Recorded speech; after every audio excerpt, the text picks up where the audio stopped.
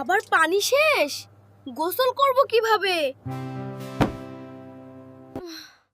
মা বলল আজ নিয়ে টানা 3 দিন দুপুরের আগেই ট্যাঙ্ক খালি হয়ে গেছে।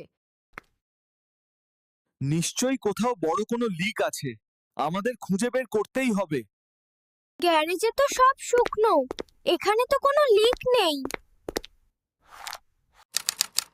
হিস, আমি পানির শব্দ পাচ্ছি, বাগানের দিক থেকে আসছে।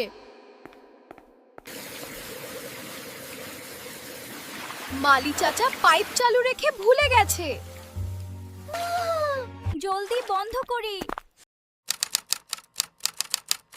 এই পানিতে 10টা ফ্যামিলি 2 দিন চলতে পারত। রহস্য সমাধান। আমি দারোয়ান মামাকে বলে দিচ্ছি যেন খেয়াল রাখে। বন্ধুরা, পানির অপর নাম জীবন। প্লিজ অকারণে পানি নষ্ট করবেন না।